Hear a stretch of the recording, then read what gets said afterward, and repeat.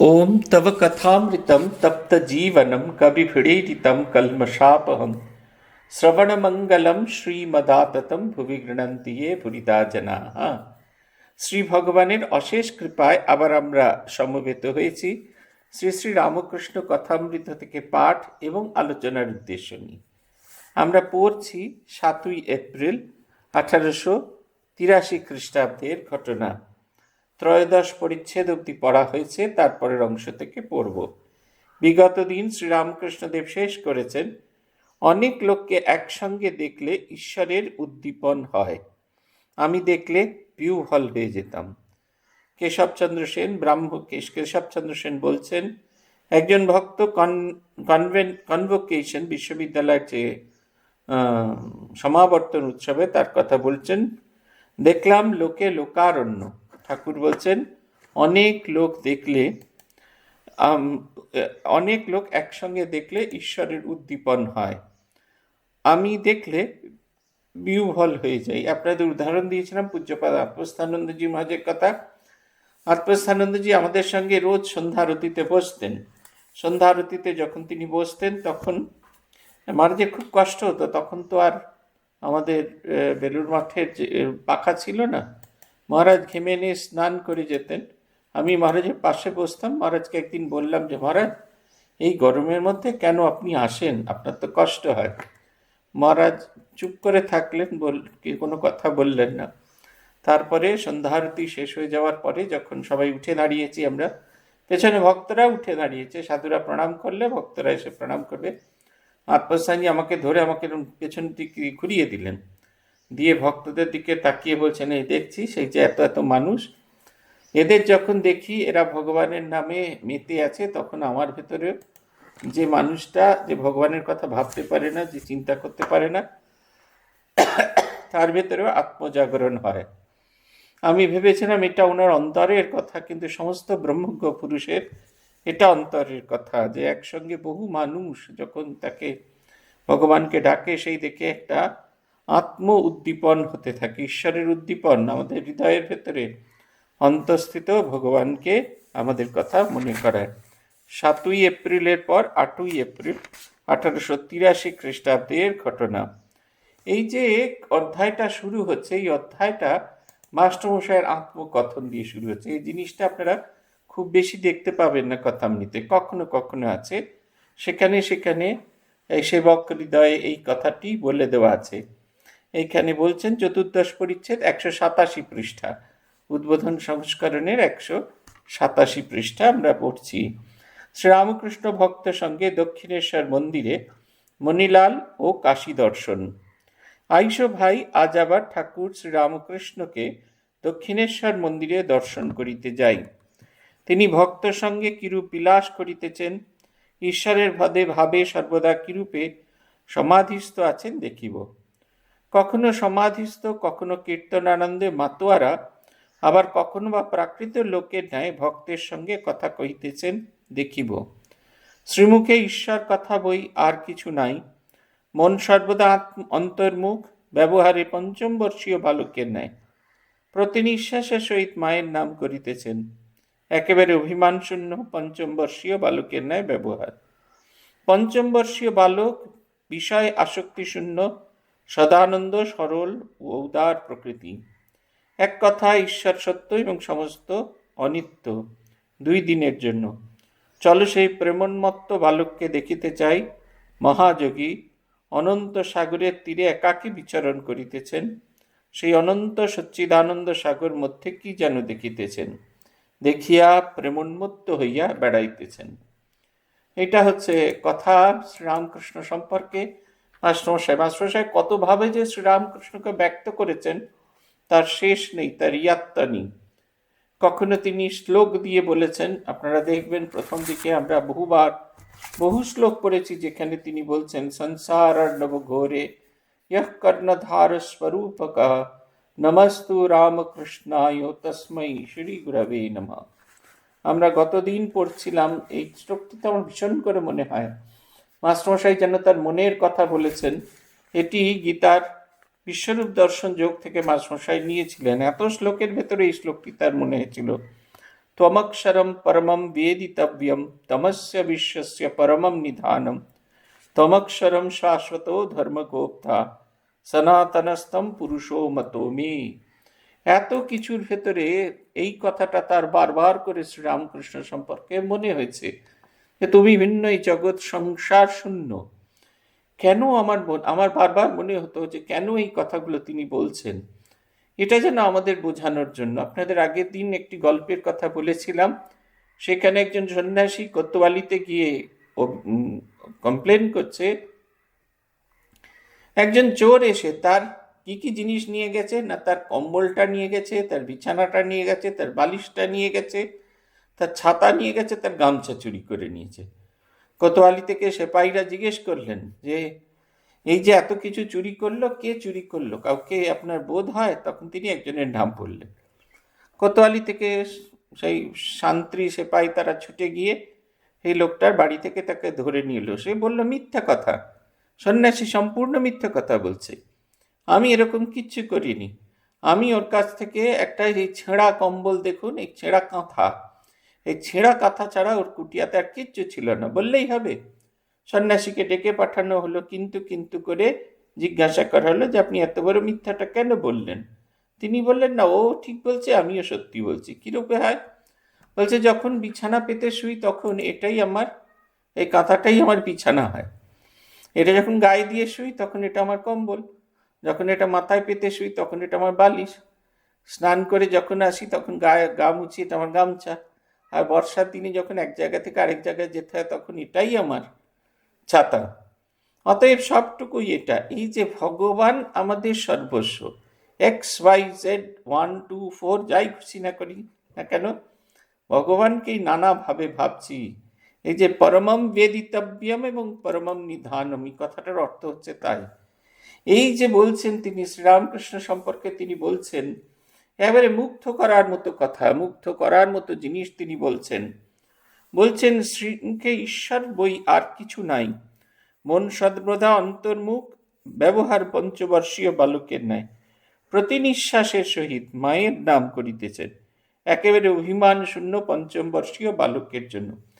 এই ভাবটা তিনি ব্যক্ত করছেন এই কারণে আগামী দিনের মানুষ যারা শ্রীরামকৃষ্ণকে জীবনের সর্বস্ব বলে গ্রহণ করবে, অথবা যারা ঈশ্বরকে চাইবে এই জীবনে, তারা কেমন হবে, তাদের জীবনের ভাবটি কেমন হবে, কিরকম হলে আমরা অনুভব করতে পারি যে আমরা শ্রীরামকৃষ্ণের হলাম, আমরা ভগবানের হলাম, এই বোধটা তখন আমাদের কাছে আসতে পারে। এটা হচ্ছে কথা। তাই যেন তিনি এরকম ভাবে ব্যক্ত করছেন। বলছেন এক কথা ঈশ্বর সত্য আর সমস্ত অনিত্য, দুদিনের জন্য চলো সেই প্রেমোন্মত্ত বালককে দেখিতেছি, চলো সেই প্রেমোন্মত্ত বালককে দেখতে চাই। এটাও একটা আহ্বান। কাকে আহ্বান করছে? আমাদেরকে। আমরা সংসারে যারা ত্রিতাপদগ্ধ অথচ সংসারে আসক্ত, আমরা যারা উটের মতো কাঁটা ঘাস খাচ্ছি, মুখে দিয়ে দরদর করে ঘাম রক্ত পড়ছে, তবু সেই কাঁটা ঘাস খাচ্ছি। আমাদেরকে আহ্বান জানাচ্ছে এসো, মুক্তির পথ দেখা গিয়েছে, মুক্তির পথটা দেখতে চলো সেই মুক্তির পথ। কি অপূর্ব সুন্দর কথা! সেই প্রেমাসক্ত মানুষকে সেই প্রেমের পথ বলতে চাইছেন। এইরকম জিনিসের আগে কখনো আমরা দেখিনি। এর আগে কখনো এরকম ভাবে আহ্বান, ভগবানকে পাওয়ার জন্য আহ্বান, এরকম আমরা দেখিনি। যারা এসেছেন শান্তি লাভ করার জন্য তাদের জন্য এই বার্তা অনেক সময় দেয়া হতো, কিন্তু এখানে যারা আসেনি তাদের জন্য বার্তা দিচ্ছেন। মা ঠাকুরুন বলছেন না, যারা এসেছে, যারা আসেনি, যারা আসবে, তাদের বলে দিও আমার আশীর্বাদ তার জন্য আছে। যারা আসেইনি, যারা আসবে কিনা তা নিয়ে সন্দেহ আছে, তাদের জন্য আশীর্বাদ প্রার্থনা করছেন। বলছেন মাকে জিজ্ঞাসা করছে, মা কি রাত্রে আপনি ঘুমন না? বলছে কি করি বলো বাবা, যারা ইয়ে করবে, যারা আসে একেবারে ইয়ে করে, নাছড় বান্দা হয়ে থাকে, তাদের মন্ত্র দীক্ষা দিই, কিন্তু কই কেউ তো কিছু করে না। সৌরভ মোদী এসছেন মার সঙ্গে দেখা করতে, মাকে দেখে তার কি মনে হয়েছে, তিনি মন্ত্র দীক্ষা চেয়েছেন, মা মন্ত্র দীক্ষা দিয়েছেন। মা তখন উঠে বসতে পারছেন না, কোনো রকমে বালিশে ঠেসান দিয়ে মাকে বসানো হয়েছে। মায়ের শেষ শিষ্য, মন্ত্রী শিষ্য সৌরভ মোদী।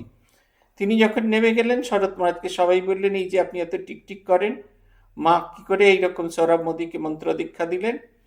তখন মহাপুরুষ এই শারদানন্দজি বলেছিলেন, মায়ের যদি একটা পার্সি ভক্ত করার ইচ্ছা হয়ে থাকে তখন আমি কি বলবো। তিনি যখন চলে যাচ্ছেন, মাকে বলছেন, মা আমি যাই, মাতাজি মে যা রাহা হুঁ। মা বলছেন, যাই বলতে নেই, বলো বাবা আসছি। সে তো অত বোঝে না, সে ঠিক আছে বুঝে গেলুম, মা অনেক কথা বলেছেন। জীবনের শেষ প্রান্তে মারা যাবার বোধহয় বছর খানেক আগে স্বামী নিরাময়ানন্দজির সঙ্গে তার দেখা হয়েছিল। সেই সৌরভ মোদী, সে বিখ্যাত মানুষ, পরিচালক, অভিনেতা, সব কিছু। সে তখন বলছে, তখন মহারাজ আমি বুঝতে পারিনি what mother was actually trying to tell me. আমি যাচ্ছি মানে I am coming to you, যাচ্ছি, আমি তোমার কাছে যাচ্ছি। বলছে এটা, now I can repeat the, now I can realise the full meaning of what mother told me, and now I am always repeating, মা আমি আসছি, মাদার আই এম কামিং। এই যে আমাদের মধ্যে যেন এই ভাবটি জাগে, ঈশ্বরের কাছে আমরা যেন বলতে পারি, আমি আসছি। অনন্ত সাগরের তীরে একাকী বিচরণ করতেছেন, অনন্ত সাগর, এই অনন্ত পৃথিবী, অনন্ত আনন্দের যে জোয়ার, অনন্ত পথ নিয়ে যিনি দাঁড়িয়ে আছেন, একাকী বিচরণ করছেন, তার কোনো সঙ্গী নেই, এবং নিয়ে তার কোনো মাথা ব্যথা নেই, তার জন্য কোনো যে সঙ্গী নেই। সেই অনন্ত সচ্চিদানন্দ সাগর মধ্যে কি যেন দেখিতেছেন, দেখিয়া প্রেমে উন্মত্ত হইয়া বেড়াইতেছেন। এটা শ্রীরামকৃষ্ণের নিজের কথা, যে পাঁচিল দিয়ে দাঁড়িয়ে কেউ আনন্দ দেখে লাফ দিয়ে পড়ে যায়, কেউ হা হা করে লাফ দিয়ে পড়ে যায়, কেউ বা নেমে এসে সবাইকে ওই পারে, দেওয়ালের ওই পারের আনন্দের খবর দেন। এই যে তিনি দেখছেন, সেই অনন্ত আনন্দ, ঈশ্বরীয় আনন্দ অনুভব করছেন, একই সঙ্গে সেই ঈশ্বরীয় আনন্দের খবর আমাদের কাছে পৌঁছচ্ছেন। আজ চৈত্র মাসের শুক্লা প্রতিপদ তিথি রবিবার, গতকাল শনিবার অমাবস্যাতে ঠাকুর বলরামের বাড়িতে গিয়াছিলেন। অমাবস্যা নিবিড় আধার মধ্যে একাকী মহাকালী মহাকালের সহিত রমণ করিতেছেন। তাই ঠাকুর অমাবস্যাতে আর স্থির থাকতে পারিলেন না। তাই বালকের অবস্থা, যিনি মাকে অহর্নিশ দেখিতেছেন, আর যার মা না হলে তিনি বালক। আজ রবিবার 8ই এপ্রিল 1883 খ্রিস্টাব্দ, 26শে চৈত্র প্রাতঃকাল। এই যে ঠাকুর রাম বালকের ন্যায় বসিয়া আছেন। মাস্টার আসিয়া ভূমিষ্ঠ হইয়া প্রণাম করিলেন। এইটা একটা জিনিস দেখার মতো, মাস্টারের ভেতরে পরিবর্তন এসেছে। প্রথম দিকে তিনি ইংরেজি শিক্ষায় কায়দায় শিক্ষিত হওয়ার মতো হাত জোর করে প্রণাম করতেন, এখন আর তিনি হাত জোর করে প্রণাম করেন না, মেঝেতে নিচু হয়ে প্রণাম করছেন। এই মেঝেতে নত হয়ে প্রণাম করা, আনত হওয়া, মানে হচ্ছে আমার নিজের ভেতরে যে অহংকার, সেটি সম্পূর্ণ বিলুপ্ত হয়ে গেছে। তাই বলছেন, মাস্টার ভূমিষ্ঠ আসিয়া ভূমিষ্ঠ হইয়া প্রণাম করিলেন। ঠাকুরের ভ্রাতুষ্পুত্র রামলাল রহিয়াছেন। কেশরী এবং কয়েকটি ভক্ত আসিয়া জুটিলেন। পুরাতন ব্রাহ্ম ভক্ত শ্রীযুক্ত মণিলাল মল্লিক আসিয়া উপস্থিত হইলেন এবং শ্রীরামকৃষ্ণকে প্রণাম করিতেছেন। মণিমল্লিক কাশীধামে গিয়াছিলেন, তিনি ব্যবসায়ী লোক, কাশীতে তাহাদের কুঠি আছে। শ্রীরামকৃষ্ণ, হ্যাঁ গা, কাশীতে গেলে কিছু সাধু টাধু দেখলে? এই হচ্ছে, ভালো করে শুনুন আমাদের সাধুদের সম্বন্ধে কি বলে মানুষজন। বলছেন, আগে হ্যাঁ, ত্রৈলোক্য গোস্বামী, ভাস্করানন্দ, এদের সব দেখতে গিয়েছিলাম। শ্রীরামকৃষ্ণ বলেন, কিরম সব দেখলে বলো? মণিলাল বলছেন, ত্রৈলোক্য গোস্বামী সেই ঠাকুর বাড়িতেই আছেন, মণিকর্ণিকার ঘাটে বেণীমাধবের কাছে। লোকে বলে আগে তার উচ্চ অবস্থা ছিল, কত আশ্চর্য আশ্চর্য কার্য করিতেন, এখন অনেকটা কমে গেছে। শ্রীরামকৃষ্ণ, ওসব বিষয় লোকের রটনা, বিষয় লোকের নিন্দা। মণিলাল বলছেন, ভাস্করানন্দ সকলের সঙ্গে মেশেন, ত্রৈলোক্য স্বামীর মতো নয়, একেবারে কথা বন্ধ। শ্রীরামকৃষ্ণ, ভাস্করানন্দের সঙ্গে কোনো কথা হলো? মণিলাল বলেন, আজ্ঞে হ্যাঁ, অনেক কথা হলো, তার মধ্যে পাপ পুণ্যের কথা হলো। তিনি বললেন, পাপ পথে যেও না, পাপ চিন্তা ত্যাগ করবে, ঈশ্বর এইসব চান, যে সমস্ত কাজ করলে পুণ্য হয় এমন সব কর্ম করো। শ্রীরামকৃষ্ণ, হ্যাঁ, ওরকম আছে ঐহিকদের জন্য, যাদের চৈতন্য হয়েছে, যাদের ঈশ্বর সৎ আর সৎ অসৎ অনিত্য বোধ হয়ে গিয়েছে, তাদের আরেক রকম ভাব। তারা জানে যে ঈশ্বরই একমাত্র কর্তা আর সব অকর্তা। যাদের চৈতন্য হয়েছে তাদের বেতালে পা পড়ে না, হিসেব করে পাপ ত্যাগ করতে হয় না। ঈশ্বরের ওপর এত ভালোবাসা যে কর্ম তারা করে সেই কর্মই সৎকর্ম। কিন্তু তারা জানে এই কর্মের কর্তা আমি নই, আমি ঈশ্বরের দাস। আমি যন্ত্র, তিনি যন্ত্রী। তিনি যেমন করান তেমনি করি, যেমন বলান তেমনি বলি, তিনি যেমন চলান তেমনি চলি। কি সুন্দর কথা! এই হচ্ছে মানুষ। প্রথমে মহাপুরুষকে বিচার করছেন আরেকজন মানুষ, যিনি নিজে মহাপুরুষ নন, যিনি একেবারে সংসারে আসক্ত, সংসারে ডুবে আছেন বলা যেতে পারে। তিনি ত্রৈলঙ্গ স্বামীর চর্চা করছেন। আসলে ত্রৈলঙ্গ স্বামীর ভাবটাই বুঝতে পারছেন না। আমরা যারা এখান থেকে আকাশকে দেখি, আমাদের আকাশকে নীল বলে বোধ হয়। আমারও তাই ধারণা ছিল। আমার মনে হয়েছিল প্লেনে উঠে দেখবো, যখন আকাশে উঠবে প্লেনটা, কতটা নীল সেটা দেখব। তারপরে জানলা ওইখানে উইন্ডো সিট বরাদ্দ করেছিলাম নিজের জন্য। যত প্লেনটা ওপরে উঠছে তত দেখছি একবারে কালারলেস হয়ে যাচ্ছে, কোনো কালার নেই। মেঘের রাজ্যের ওপর দিয়ে যাচ্ছি, অপূর্ব সুন্দর সেসব দৃশ্যমান করছি। এমন আনন্দ দেখে অবাক হয়ে যাচ্ছি যে আমার এতদিনের যে ধারণা ছিল সম্পূর্ণ বদলে যাচ্ছি। শারদানন্দজি তার একটি লেখায় লীলা প্রসঙ্গের এক জায়গায় লিখছেন, সাধক না হলে সাধক তত্ত্বের কথা ভালো করে বোঝা যায় না। আপনার মা মারা গিয়েছেন, আপনার মাতৃ হারানোর যে কষ্ট, সেটা কিন্তু যার মা হারা হয়নি তিনি কিন্তু বুঝতে পারবেন না। তিনি এসে আপনার পিঠ চাপড়ে দেবেন, আহা গো খুব কষ্ট হচ্ছে, না গো হ্যাঁ গো এই সময় এরকমই কষ্ট হয়ে থাকে, কি আর করবে বলো, মা কি আর চিরদিনের জন্য? মা যে চিরদিনের জন্য, এটা একটা অমূল্য সম্পদ, আমরা হারিয়ে ফেললুম, হেলায় হারিয়ে ফেললুম। এইটার কথা আমরা কিছুতেই বুঝে উঠতে পারি না। এই বেদনায় যে কষ্ট, এই যে সাধক না হলে সাধকের অসুবিধা বুঝতে পারবে না। ওই কারণে তিনি ত্রৈলঙ্গ স্বামীর সমতুল্য নন বলেই তিনি এরকম কথা বলছেন। এইবার ঠাকুরের কথা তিনি জিজ্ঞেস করছেন, দেখুন শুধুমাত্র মানে সন্তের সঙ্গ করা নয়, তার কাছে কিছু জিজ্ঞাসা করতে হয়, তাকে কিছু জিজ্ঞেস করতে হয়, তাকে দেখা মাত্র কিছু জিজ্ঞাসা করতে হয়। ভাস্করানন্দজির সঙ্গে তার কি কথা হলো। এবার দেখছেন তিনি ত্রৈলঙ্গ স্বামী সম্পর্কে বলছেন, তিনি আগে অনেক রকম অলৌকিক জিনিস দেখাতেন, ইদানিং আর দেখান না। ইদানিং একটু কমে গেছে, মানে তার আধ্যাত্মিক ক্ষমতা একটু কমে গেছে। আমার স্তরে দাঁড়িয়ে আমি ত্রৈলঙ্গ স্বামীর কথা বলছি, একতলায় দাঁড়িয়ে দোতলার মার্বেলের ফ্লোর কিনা সেটা বিচার করছি। আমি তো দোতলাটা দেখতেই পাচ্ছি না, মার্বেলের ফ্লোর, লাল মেঝে, আমি জানবো কেমন করে? এটা ঠিক সেই রকম অবস্থা আমাদের।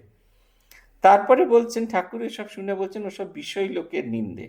বিষয় লোকের নিন্দে মানে আগে কিছু পাওয়া যেত এর কাছে, এখন তিনি বুঝে গেছেন যে এর কাছ থেকে কিছু পাওয়া যাবে না, তাই তার থেকে সবাই দূরে দূরে যাচ্ছেন। ভাস্করানন্দ সকলের সঙ্গে মেশেন, ত্রৈলঙ্গ স্বামীর মতো নয়। ভাস্করানন্দের সঙ্গে কি কথা হলো বলছেন, তিনি বললেন পাপ পুণ্যের এসব কর্ম করলেন, পাপ চিন্তা ত্যাগ করবে, পাপ পথে যেও না, ঈশ্বর এসব চান, আর যে যে কর্ম করলে পুণ্য হয় এইসব কর্ম করো। এইবার দেখুন ঠাকুর তার কি সুন্দর উত্তর দিচ্ছেন, সবটাই ঘুরিয়ে দিচ্ছেন। ওই যে সন্ন্যাসীর মতো যে বলেছিল আমার সব চুরি হয়ে গেছে, আমার কম্বল চুরি হয়ে গেছে, আমার বিছানা চুরি হয়ে গেছে, আমার বালিশ চুরি হয়ে গেছে, আমার গামছা চুরি হয়ে গেছে, আমার ছাতা চুরি হয়ে গেছে। আদতে গিয়ে দেখা গেল তার কিছুই চুরি হয়নি, শুধু ঈশ্বর একমাত্র বস্তু, সেইটি একমাত্র প্রয়োজনীয়। কি সুন্দর এখানে বলছেন ঠাকুর, যাদের চৈতন্য হয়েছে, এটা হচ্ছে একটা আসল ক্লজ, যাদের চৈতন্য হয়েছে, যাদের ঈশ্বর সৎ আর সব অসৎ বলে বোধ হয়েছে, চৈতন্য হয়েছে, এই কথাটা যদি না বুঝতে পারে তাহলে আরো ক্ল্যারিফাই করছে যে ঈশ্বর সৎ আর বাকি সব অসৎ বলে বোধ হয়েছে। তাদের আর একরকম ভাব, তারা জানে ঈশ্বর একমাত্র কর্তা। এই দেখুন তিনটি ভ্যারাইটি, কত সুন্দর শ্রীরামকৃষ্ণ স্পেশালিটি এইটা। প্রথমে তত্ত্বকথা, তাকে ব্যাখ্যা করছেন, তাকে আরো ব্যাখ্যা করছেন, একেবারে আমার আপনার বোঝার মতো করে করেছেন। বলছেন যাদের চৈতন্য হয়েছে, এটা হচ্ছে তাত্ত্বিক মানুষের জন্য। তারপরে তার থেকে যারা নিচের স্তরে তাদের জন্য বলছেন যাদের ঈশ্বর সৎ এবং বাকি আর সব অসৎ অনিত্য বলে বোধ হয়ে গেছে, তাদের এই রকম ভাব। এইবার তৃতীয় স্তরে বলছেন তারা কেমন ভাবে ভাবে, তারা জানে ঈশ্বর একমাত্র কর্তা আর সব অকর্তা। যাদের চৈতন্য হচ্ছে তাদের বেতালে পা পড়ে না। কেন পা পড়ে না বলছেন, হিসাব করে তাদের পাপ ত্যাগ করতে হয় না। না, আজ অব্দি যা পাপ করেছি, কাল থেকে সব পুণ্য কর্ম করি, এসব হিসাব করতে হয় না। তার কারণ হিসেবে বলছেন ঈশ্বরের উপরে যার এত ভালোবাসা, ঈশ্বরের উপরে এত ভালোবাসা, যে কর্ম তারা করে সেই কর্মই সৎকর্ম, ভগবানের প্রীতি উৎপাদন করে করে। রঙ্গনাথানন্দজি এই শ্লোকটি বারবার বলতেন, প্রিয়তাম পুণ্ডরী কাক্ষ সর্বযজ্ঞেশ্বর হরি, তস্মিন তুষ্ট জগৎ তুষ্টম প্রণীতে প্রণীত জগৎ। তুমি যদি সবকিছু তোমার প্রীতি উৎপাদন করার জন্য সবকিছু করছি, সব তারই কাজ করছি। ওঙ্কারানন্দজি তখন রামকৃষ্ণ মঠ মিশনের অন্যতম সহসংঘাধ্যক্ষ। তিনি দীক্ষা দিতেন খুব বেছে বেছে, বোধহয় তার পুরো তিনি 1965-66 সালে ভাইস প্রেসিডেন্ট হয়েছিলেন, 1972 সালে তার শরীর চলে গেছিল। 6টা বছর যথেষ্ট। 82 জনকে মন্ত্র দীক্ষা দিয়েছেন, খুব বেছে বেছে মন্ত্র দীক্ষা দিতেন। তার সঙ্গে একজন দেখা করতে এসেছেন, আবার কার মাইক্রোফোন খুললো, এটাই খুব সমস্যা। যার মাইক্রোফোন খুলেছে দয়া করে বন্ধ করুন। বলছেন যে ঈশ্বর, তিনি তার সঙ্গে দেখা করতে এসেছেন একজন ভদ্রলোক। দেখছেন একজন সন্ন্যাসী, মোটামতো ধূমসমতো চেহারা। তিনি তার এই স্মৃতিকথাতে আছে, এই শব্দগুলো ব্যবহার করা হয়েছে, ধূমসমতো চেহারা।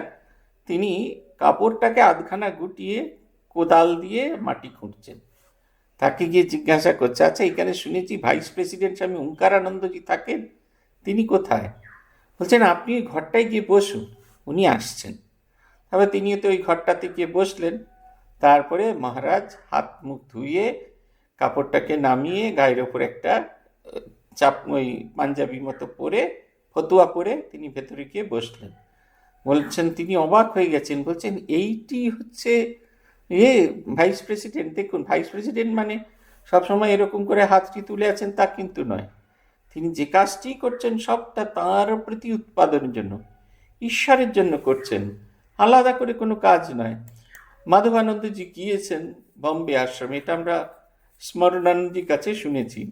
স্মরণানন্দজি তখন ব্রহ্মচারী চেন্নাই মঠে, এই মাদ্রাজ মুম্বাই মঠে। মাধবানন্দজি গিয়েছেন, অনেকে এসেছেন বিভিন্ন জায়গা থেকে, সন্ন্যাসীরা এসেছেন, এমনি গৃহী ভক্তরা এসেছেন, তাদের নানা রকমের সমস্যা মাধবানন্দজিকে বলছেন। মাধবানন্দ তখন জেনারেল সেক্রেটারি। মাধবানন্দজি সব শুনছেন, শোনাটানা হয়ে গেল, রাত প্রায় 9টা বেজে গেছে। তখন স্মরণানন্দজি ওনাকে গিয়ে বলছেন, আপনি তো এখন একটু জপ টপ করবেন, তারপরে কি আপনাকে খেতে দেবো না আগে আপনি খেয়ে নেবেন?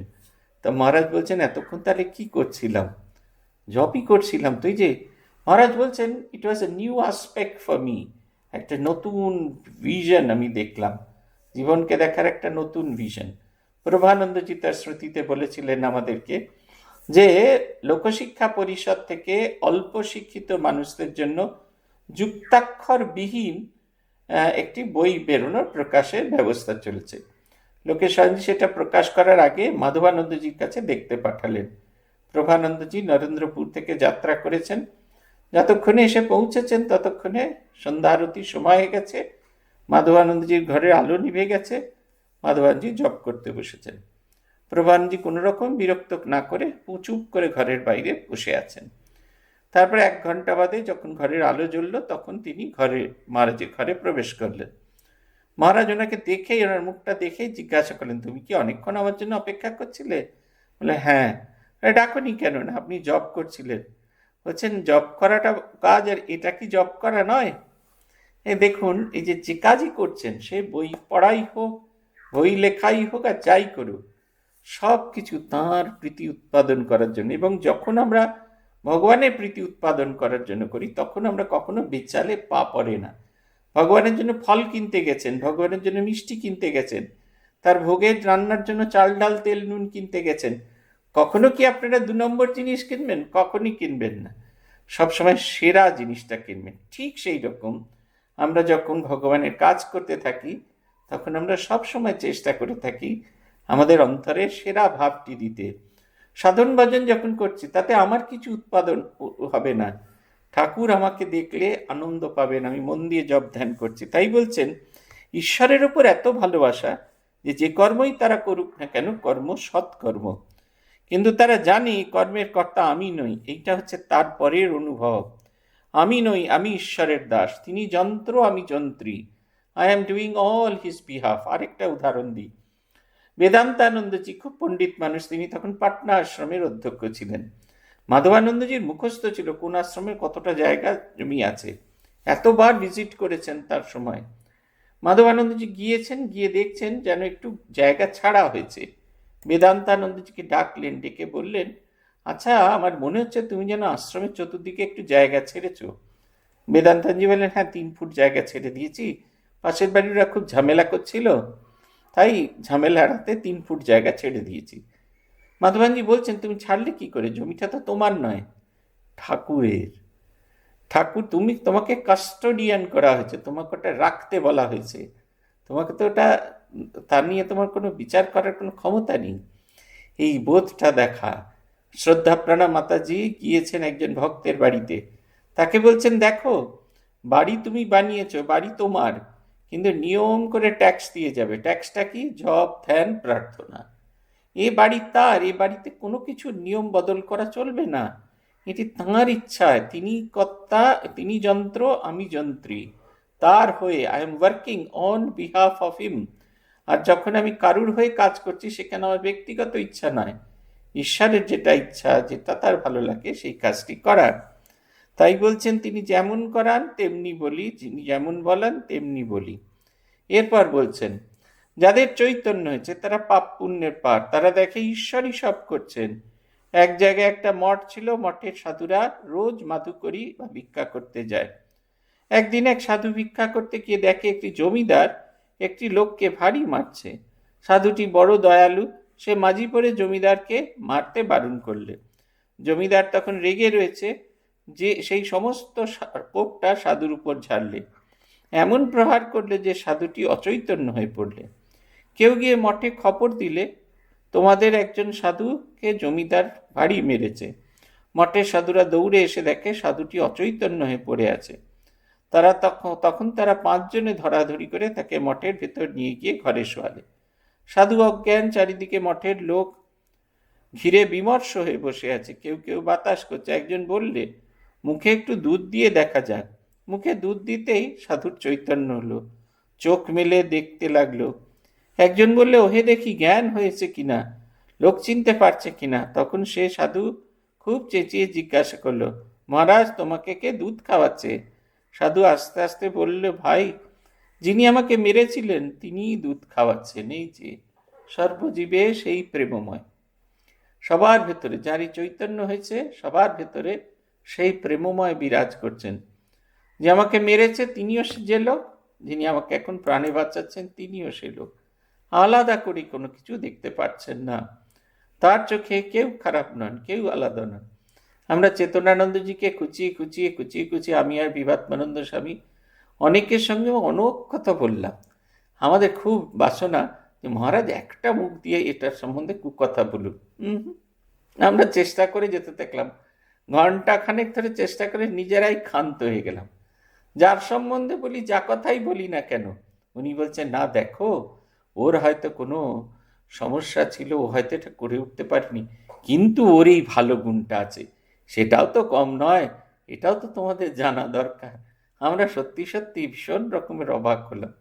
আমরা তখন বেলঘরিয়া স্টুডেন্টস হোমে আছি, ছেলেপুলেদের বুদ্ধিতে বুদ্ধি করে বড় কার্পেটকে 6 টুকরো করে কেটে ফেলেছি, ছোট্ট ছোট্ট রোল বানিয়েছি, যাতে রোলগুলো ধরে ছেড়ে দিলেই ওগুলো মাটিতে গড়িয়ে সোজা হয়ে যাবে। তারপর সেই রোলগুলোকে আস্তে আস্তে জুড়ে দিলে গোটা একটা কার্পেট হয়ে যাবে। অত বড় কার্পেট ভাঁজও করতে হবে না, খুলতে হবে না, কি বাঁচান বাঁচোয়া। এরকম সন্ধেবেলা তাড়াতাড়ি করে রোলগুলো পাচ্ছি, আর সময় কম বলে পা দিয়ে দিয়ে জুড়ছি। অমলানন্দজি মহারাজ রোজ 2 বার করে মন্দিরে আসতেন, সকালে একবার বিকেলে একবার। সকালে যখন প্রথমবার টিফিন খেতেন তখন এসে ঠাকুরকে ফুল দিয়ে প্রণাম করতেন, আর যখন বিকেলে আসতেন তখন আবার আরেকবার ফুল দিয়ে প্রণাম, তখন এমনি প্রণাম করতেন। তা উনি প্রণাম করছেন, আমি দেখিনি, আমি তো রোল পাচ্ছি আর পা দিয়ে ঠিক করছি। মহারাজ এসে কানে ফিসফিস করে বলছেন, সর্বজীবে সেই প্রেমময়, এ কি শুধু বইয়ের পাতায় থাকবে না জীবনেও আসবে? আমি ভাবছি এরকম হঠাৎ বলছেন কেন, তার মানে কি মহারাজ? বলছেন এইখানে বসবে কারা? কেন ছাত্ররা? ছাত্ররা কি নারায়ণ নয়? আমি অবাক হয়ে গেলাম যে নারায়ণের আসন কি পা দিয়ে ঠিক করা যায়? আমি এখন এত বছর বাদে, প্রায় ধরুন 30 বছর বাদে এই ঘটনাগুলো ভাবার চেষ্টা করি। আর তখন ভাবি তার কি দৃষ্টিভঙ্গি ছিল, কেমনভাবে তিনি দেখতেন জগৎকে। আমরা তো কই এভাবে দেখতে পারি না। এই সবার ভেতরে যে ঈশ্বরের এই যে প্রকাশ, তখন মনে হতো, এখন মনে হয় তখন সেই সময় তার ব্রহ্মজ্ঞান নিশ্চয়ই হয়েছিল। তাই হয়তো তিনি সবার ভেতরে সেই ব্রহ্ম পুরুষকে দর্শন করতে পারতেন। এই যে ঠাকুর যে বর্ণনা করছেন সেই মানুষটির মতো, যে লোক মেরেছে সেও সেই নারায়ণ, যে আমাকে দুধ খাইয়ে এখন প্রাণ বাঁচাচ্ছে সেও সেই নারায়ণ।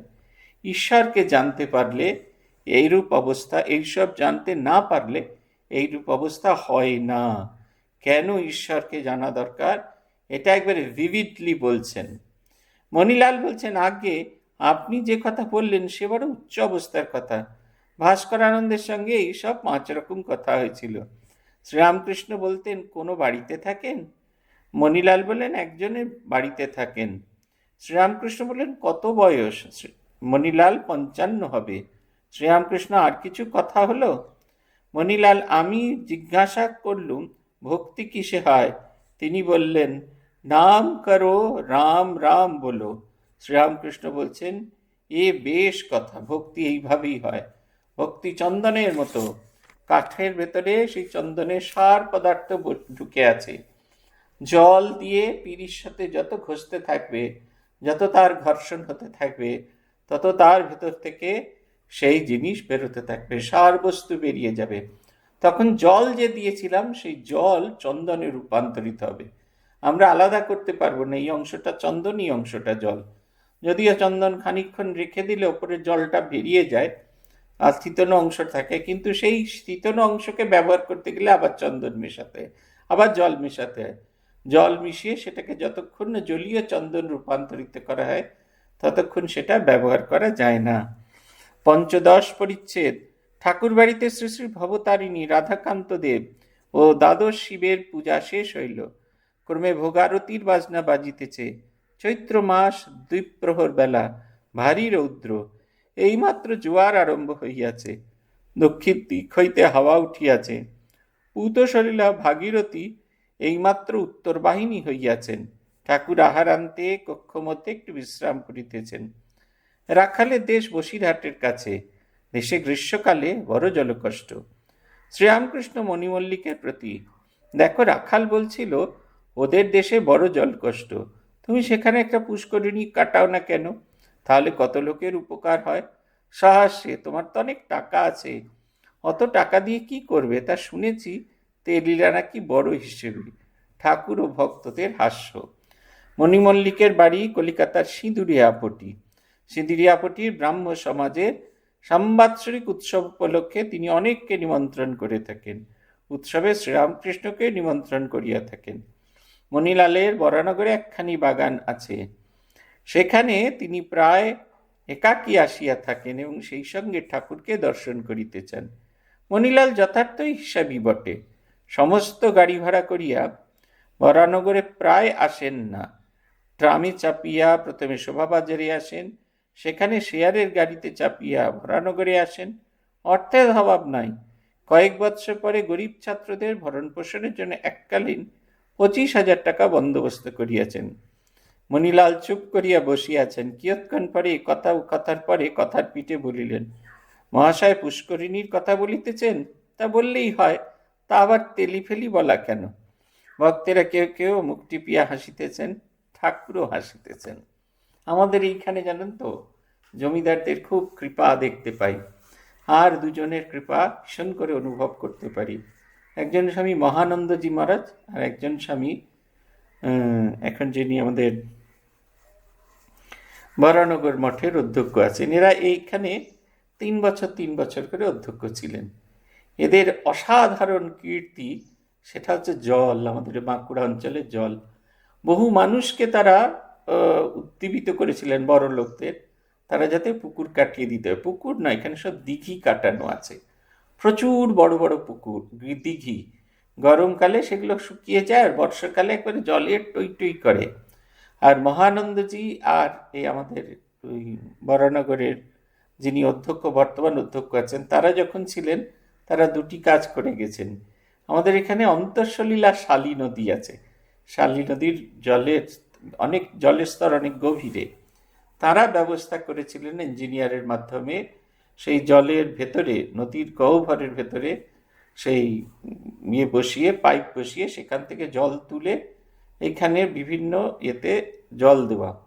আর আমাদের বড়নগরের বর্তমানে যিনি অধ্যক্ষ আছেন, আমি নামটা এখন কিছুতেই মনে করতে পারছি না, তিনি ব্যবস্থা করেছিলেন আমাদের আশ্রমের জমিতেই একটা জায়গা দিয়েছিলেন যাতে পাবলিক যে হেলথ পিএইচই তারা যাতে এখানে এই জলের ট্যাঙ্ক তৈরি করতে পারে, আর সেই জলের ট্যাঙ্ক থেকে গ্রামবাসীদের জলের অভাব মিটে। মা জগদম্বার কৃপায় আমাদের এই সমস্ত অঞ্চল, যদিও বাঁকুড়ার প্রত্যন্ত অঞ্চলে আমরা থাকি, আমাদের এখানে খাবার জলের কষ্ট বড় একটা হয় না। পুকুরে জল আছে, পুকুরে মাছ আছে, মানুষ এক ফসলি জমি চাষ করে, কিন্তু সবটাই এই বড় মানুষদের দানেতে। আগেকার মানুষ তারা ভেবেছিলেন, এবং ভেবে, যেমন রামকৃষ্ণ মিশন থেকে অনেক পুকুর কেটে দেওয়া হয়েছে অনেক জায়গায়, তেমনি এখানে বড় বড় জমিদাররা ছিলেন যারা এই সমস্ত পুকুর টুকুর কেটে ব্যবস্থা করেছিলেন। ঠাকুর রাখালের বাড়িতে ওই দিকে পুকুর কাটার কথা বলছেন, তোমার তো অনেক টাকা, কি করবে এই সব টাকা দিয়ে? এই যাদের অনেক টাকা আছে তারা যদি এরকম কল্যাণকারী চিন্তার কাজ করে তাহলে সেটা অনেকখানি কাজে লাগে, এবং সেই কাজে সেই টাকাটা ব্যবহার হলে মানুষের কল্যাণ হয়। মানুষ যখন কল্যাণ পায়, কল্যাণকারী চিন্তায় যাতে তাদের যখন জীবন আলোকিত হয়, তখন সেই স্পর্শ, সেই কল্যাণকারী স্পর্শ আমাদের জীবনকেও স্পর্শ করে। আমরা তো সব সময় মানুষকে উৎসাহ দিয়ে থাকি, সামান্য কিছু করুন, আপনার সাধ্য অনুযায়ী সামান্য কিছু করুন। একটি দলকে আমার এখনো মনে আছে, আমি ভীষণভাবে তাদেরকে শ্রদ্ধা করি। সামান্য ব্যবস্থা, গরমকালে তারা 3 জালা জল নিয়ে যান, 3টে জালা, এবং কয়েকটি ইয়েতে করে, জারিকেনে করে জল নিয়ে যান, বরফের মধ্যে ডুবিয়ে রাখেন, আর এক ছোট্ট ছোট্ট ইয়েতে শালপাতার ডোঙায় একটু করে গুড় আর একটু করে ছোলা, এইটি তারা সমস্ত পথচারীদের দেন। হয়তো খুব সামান্যই, সেটা প্রয়োজনের তুলনায় যথেষ্ট নয়, কিন্তু তবু কিছু মানুষের জন্য কল্যাণ হয়, তাদের যে ভেতরে যে শান্তি হয় তাতে কল্যাণ হয়। ঠাকুর সেই কথাটাই বলছেন, কত অর্থ আমাদের কতভাবে নষ্ট হয়ে থাকে, মানুষের কল্যাণে, মানুষের কাজে অর্থ দিলে সেই অর্থ সার্থক, সেই রোজগারও সার্থক। আজ এই পর্যন্ত। ওম নিরঞ্জনম নিত্যম অনন্তরূপম ভক্তানুকম্পাধৃত বিগ্রহম বৈ ঈশাবতারম পরমেশমিদ্যম তং রামকৃষ্ণম শিরসা নমামি।